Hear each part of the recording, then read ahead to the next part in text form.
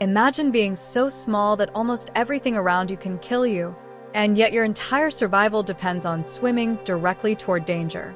Not running from it, not hiding from it, but entering its mouth. In the coral reefs of the ocean, there is a tiny fish that does exactly that. Every single day. This fish doesn't have armor. It doesn't have venom. It doesn't have speed to escape if something goes wrong. What it has instead is trust. This is the story of the cleaner fish, the animal with the most dangerous job in the ocean. At first glance, cleaner fish don't look special. Small, slender bodies. Bright blue, yellow, or white stripes. Easy to miss among colorful reefs. But to the ocean's biggest predators, they are impossible to ignore. Sharks, groupers, moray eels, rays, even giant sea turtles. Animals that normally kill without hesitation suddenly slow down, turn sideways, and wait, because they've arrived at a cleaning station. A cleaning station is not a place marked by rocks or signs. It's marked by behavior. Predators approach calmly. They open their mouths wide. They flare their gills. They stay still. And then the cleaner fish swims in, right past rows of sharp teeth, into dark mouths filled with muscle and power. Not to fight, not to flee, but to clean. Cleaner fish feed on parasites, dead skin, bacteria, and leftover food stuck on the bodies of larger animals. What looks like kindness is actually survival economics. The predator gets relief from parasites that cause pain, infection, and disease. The cleaner fish gets a meal. A perfect trade. But here's what makes it incredible. The predator chooses not to eat the cleaner fish. And this choice is not instinctual blindness. It is a decision. Scientists have observed sharks lining up for cleaning, waiting their turn, sometimes for minutes. In a world ruled by hunger, this is extraordinary. The most famous cleaner fish is the cleaner wrasse, found across coral reefs in the Indo-Pacific. Its bright blue stripe acts like a uniform, a signal recognized by dozens of species. That stripe says, "I'm not food, I'm a service." And the ocean listens, but trust is fragile. Cleaner fish don't just clean bodies. They clean mouths. They swim between teeth. They pick parasites off tongues and gums. One wrong movement from the predator, and the cleaner fish would be gone. Yet attacks are incredibly rare. Why? Because this relationship is built on memory and reputation. Predators remember good cleaners. If a cleaner fish does its job properly, removing parasites gently, the predator returns again and again. If the cleaner cheats, yes, cheats. Cleaner fish sometimes prefer mucus from the predator's skin. It's more nutritious than parasites. But when a cleaner fish bites mucus instead of parasites, the predator reacts. It may flinch.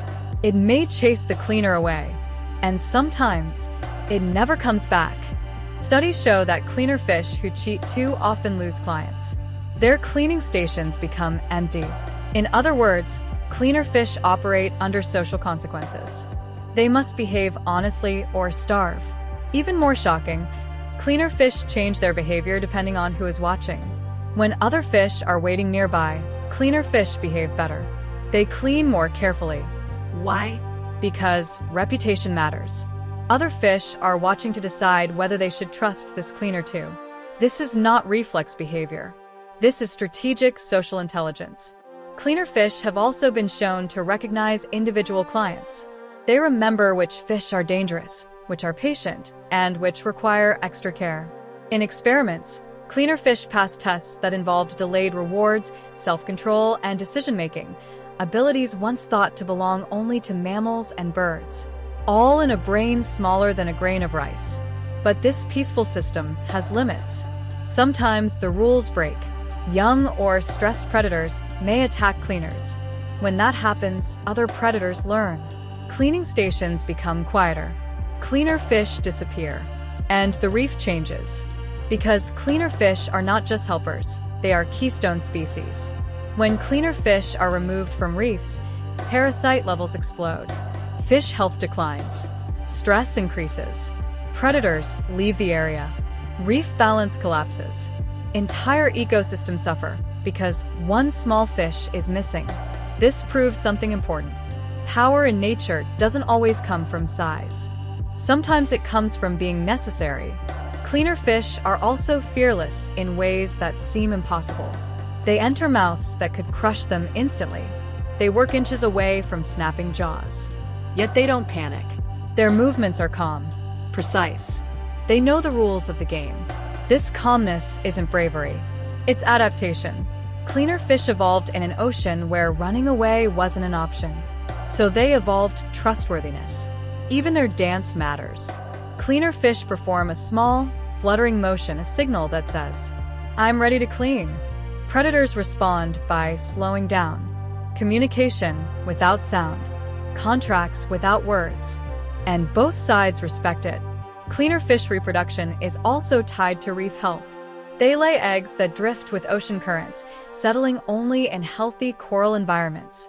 When reefs are destroyed, cleaner fish populations crash.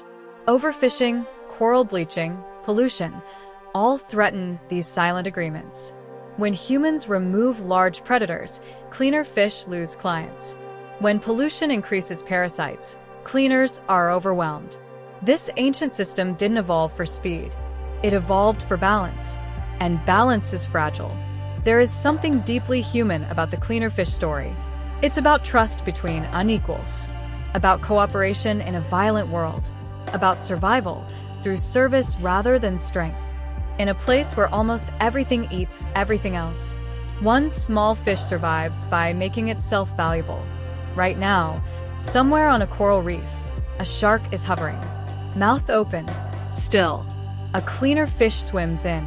No fear, no hesitation, just an understanding, built over millions of years, that some lives are protected not by force, but by agreement. The cleaner fish doesn't rule the ocean. It doesn't scare anyone. Yet without it, the reef falls apart. And that may be the most powerful lesson of all. Sometimes, the most dangerous job in the world isn't fighting monsters. It's trusting them.